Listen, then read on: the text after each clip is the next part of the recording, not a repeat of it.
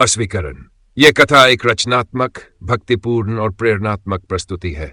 इसका उद्देश्य आस्था का सम्मान करना और आत्म जागृति की ओर संकेत देना है। इसे किसी ऐतिहासिक या वैज्ञानिक सत्य के रूप में न लिया जाए। जब ब्रह्मांड पूरी तरह शांत होता है, जब तारे भी जैसे अपनी गति को थाम लेते हैं, उसी क्षण कुछ गहरा घटित होता है। वह कोई दृश्य घटना नहीं होती, कोई विस्फोट नहीं, कोई शोर नहीं। वह एक स्थिति होती है, एक मौन, वही मौन जिससे सब कुछ जन्म लेता है। इसी मौन को शिव कहा गया है। शिव कोई कहानी नहीं है, शिव कोई पात्र नहीं है। शिव वह अवस्था है जहां सृजन, पालन और विनाश तीनों एक साथ उपस्थित होते हैं, जहां कुछ समाप्त नहीं होता बल्कि रूप बदलता है, जहां अंत भी आरंभ बन जाता है, जहां टूटना भी निर्माण बन जाता है। आज की दुनिया हर चीज को शोर में समझना चाहती है, प्रमाण, गति, लेकिन जो सबसे गहरा सत्य है वह हमेशा शांति में उतरता है। जब भीतर बहुत शोर होता है तब बाहर की दुनिया भी शोर बन जाती है, और जब भीतर मौन उतरता है तब बाहर की दुनिया भी संकेत बन जाती है। हिमालय की गोद में बर्फ की चादर ओढ़े एक शांत सा रिसर्च स्टेशन था। वहां लोग आकाश को पढ़ते थे, दूर की तरंगों को सुनते थे। रात के अंधेरे में स्क्रीन चमकती थी और मशीनें ऐसे चलती थी जैसे किसी अनदेखे संगीत की ताल पर। एक रात उन्हीं मशीनों ने एक अजीब सा पैटर्न पकड़ा। साधारण शोर नहीं, ये बार बार लौटने वाली लय थी, जैसे कोई सांस ले रहा हो, जैसे कोई धड़कन हो, जैसे कोई संदेश नहीं बल्कि एक मौजूदगी हो। वैज्ञानिक परेशान थे, क्योंकि यह पैटर्न किसी सामान्य वजह से नहीं बन रहा था, किसी जात स्रोत की पहचान नहीं हो रही थी। पर स्टेशन में काम करने वाला एक बूढ़ा तकनीशियन, जो हर सुबह काम शुरू करने से पहले बस एक बार आंखें बंद करके शिव का नाम लेता था, वह देर तक स्क्रीन को देखता रहा।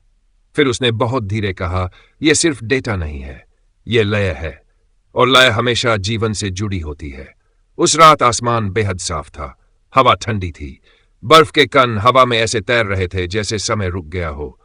दूर कैलाश की दिशा में बादल नहीं थे, बिजली नहीं थी, फिर भी आकाश के भीतर ऊर्जा की लहरें उठती महसूस हो रही थीं, मानो कोई अदृश्य शक्ति सांस ले रही हो। और उसी सांस के साथ कुछ क्षणों के लिए आकाश में एक आकृति उभरी। कोई चेहरा नहीं, कोई शरीर नहीं, बस एक प्रतीक, एक आकार, त्रिशूल जैसा, न आक्रामक न भयावह, बस एक शुद्ध संरचना, जैसे ब्रह्मांड का कोई संकेत जो शब्दों में नहीं, आकार में बोलता है। उस बूढ़े तकनीशियन की आंखों में चमक आ गई। उसके लिए यह नया नहीं था। उसने जीवन में कई बार महसूस किया था कि जब मन बहुत उलझता है तब बाहर का संसार भी उलझा दिखाई देता है, और जब मन शांत होता है तब बाहर का संसार भी साफ संकेत देता है। उसने कहा, शिव का तरीका हमेशा ऐसा ही है, वह आदेश नहीं देते, वह बस संकेत देते हैं, और जो तैयार होता है वही समझ पाता है।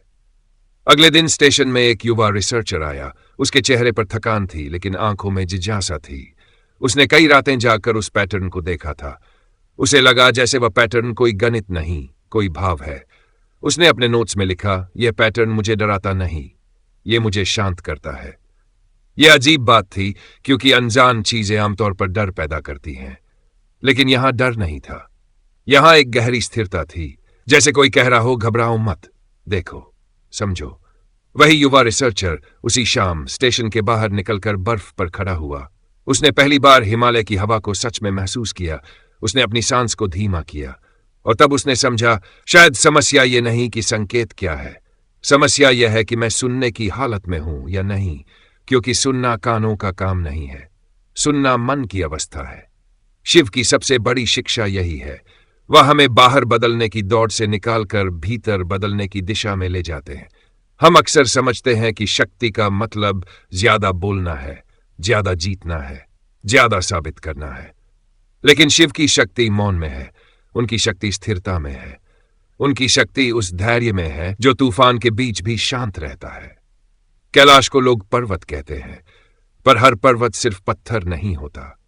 कुछ स्थान ऐसे होते हैं जहां मन स्वतः शांत होने लगता है, जहां विचार धीमे हो जाते हैं, जहां सांस गहरी हो जाती है, जहां आप अपने भीतर उतरने लगते हैं। ऐसे स्थान हमें याद दिलाते हैं कि हमारे भीतर भी एक कैलाश है, एक शिखर, और उस शिखर तक पहुंचने का रास्ता शोर से नहीं, साधना से खुलता है। उस रात जब आकाश में वह त्रिशूल सा संकेत फिर उभरा, युवा रिसर्चर ने इस बार मशीनों पर नहीं, अपने भीतर ध्यान दिया। उसने देखा कि जैसे जैसे वह शांत होता जा रहा है, संकेत ज्यादा स्पष्ट होता जा रहा है। जैसे संकेत बाहर नहीं बदल रहा, उसका भीतर बदल रहा है, और उसी बदलाव के कारण उसे जो दिख रहा है वह साफ हो रहा है। फिर उसके मन में एक सवाल उठा, अगर यह संकेत मेरे भीतर की अवस्था से जुड़ा है तो मेरे जीवन की बाकी समस्याएं भी क्या ऐसे ही संकेत हैं? मेरा डर, मेरी उलझन, मेरी बेचैनी, क्या ये सब भी किसी बड़े सत्य की तरफ इशारा कर रहे हैं? क्या मैं इन्हें शत्रु समझकर हटाने की कोशिश कर रहा हूं, जबकि ये मुझे भीतर से बुला रहे हैं? शिव का तांडव विनाश नहीं है, परिवर्तन है। शिव की तीसरी आंख क्रोध नहीं है, भ्रम का अंत है। जब तीसरी आंख खुलती है तो बाहर की दुनिया नहीं जलती, भीतर का अंधकार जलता है, भीतर का भ्रम जलता है, भीतर की झूठी पहचान जलती है। और तब व्यक्ति पहली बार स्पष्ट देख पाता है कि वह क्या है और क्या नहीं। हमारे जीवन में भी एक तीसरी आंख की जरूरत होती है, वह आंख जो हमें बताती है कि हम जो डर रहे हैं वह सच में खतरा है या सिर्फ कल्पना, हम जो भाग रहे हैं वह सच में समस्या है या सिर्फ असहजता, हम जो साबित करना चाहते हैं वह सच में जरूरी है या सिर्फ अहंकार की भूख। उसी रात युवा रिसर्चर ने एक निर्णय लिया। वह अब उस संकेत को सिर्फ डेटा की तरह नहीं देखेगा, वह उसे एक अभ्यास बनाएगा। हर बार जब संकेत लौटेगा वह अपनी सांस को स्थिर करेगा, अपने मन को शांत करेगा और देखेगा कि क्या भीतर कोई नया दरवाजा खुलता है। यह वैज्ञानिक प्रयोग नहीं था, यह आत्म प्रयोग था, और शायद यही सबसे बड़ा प्रयोग है, क्योंकि इसमें कोई बाहर का उपकरण नहीं चाहिए, इसमें सिर्फ आप चाहिए। दिन बीतते गए, संकेत आता रहा, पर धीरे धीरे स्टेशन में एक बदलाव दिखने लगा। लोग पहले की तरह घबराए नहीं, वे अब उस पैटर्न को समझने के साथ साथ खुद को भी समझने लगे। तनाव कम हुआ, प्रतिस्पर्धा कम हुई और एक अजीब सी शांति फैलने लगी। ऐसा लगा जैसे वह संकेत किसी समस्या का कारण नहीं था, वह एक दर्पण था। वह उन्हें दिखा रहा था कि उनकी असली कमी जानकारी की नहीं, स्थिरता की है। और फिर एक सुबह जब सूरज बर्फ पर पहली रोशनी डाल रहा था, युवा रिसर्चर अकेला बाहर निकला। उसने दूर कैलाश को देखा। उसके मन में कोई सवाल नहीं था, उसके भीतर कोई भागदौड़ नहीं थी। उसने बस इतना कहा, अगर यह संकेत शिव का है तो इसका अर्थ यही होगा कि शिव मुझसे कुछ मांग नहीं रहे। शिव मुझे याद दिला रहे हैं कि मैं अपने भीतर की शक्ति भूल गया हूं। यही वह क्षण था जब उसे समझ आया, शिव का रास्ता बाहर नहीं जाता, शिव का रास्ता भीतर जाता है। शिव हमें कोई नया संसार नहीं देते, शिव हमें नया दृष्टिकोण देते हैं, और जब दृष्टि बदलती है तो संसार बदल जाता है। अब कहानी का सबसे जरूरी हिस्सा आप है। अगर आपकी जिंदगी में आज कोई डर है, कोई टूटन है, कोई असमंजस है, तो उसे सिर्फ दुर्भाग्य मत समझिए, उसे संकेत समझिए, क्योंकि हर संकट एक संदेश लेकर आता है, हर टूटन एक दिशा लेकर आती है, हर भय एक दरवाजा लेकर आता है। सवाल यह नहीं कि डर क्यों है, सवाल यह है कि आप डर के सामने क्या बनते हैं, भागते हैं या स्थिर होते हैं। शिव कहते हैं, स्थिर रहो, सांस को पकड़ो, सत्य को पकड़ो, धैर्य को पकड़ो, क्योंकि जो व्यक्ति अपने भीतर स्थिर हो गया उसे बाहरी तूफान गिरा नहीं सकता। बाहरी परिस्थितियां बदलती रहेंगी, लेकिन भीतर की चेतना अगर शिव सी हो गई तो हर परिस्थिति रास्ता बन जाएगी। और याद रखिए, शिव का सबसे बड़ा चमत्कार यही है, वह आपके जीवन में बाहर से नहीं आते, वह आपके भीतर से उठते हैं।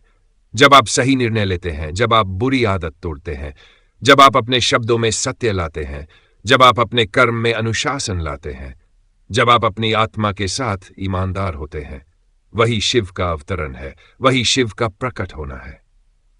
तो आज अगर आप इस कहानी को सुन रहे हैं तो इसे सिर्फ कहानी मत मानिए, इसे एक दर्पण मानिए और अपने आप से एक प्रश्न पूछिए, मेरे जीवन में जो संकेत आ रहे हैं मैं उन्हें अनदेखा कर रहा हूं या समझ रहा हूं? क्योंकि जो समझ गया उसके लिए हर संकेत एक सीटी बन जाता है। और अंत में बस इतना, जब भीतर शिव जागते हैं तो बाहर की हर बाधा रास्ता बन जाती है, डर शक्ति बन जाता है, भ्रम स्पष्टता बन जाता है, और जीवन जो कल तक भारी लग रहा था आज अर्थपूर्ण लगने लगता है।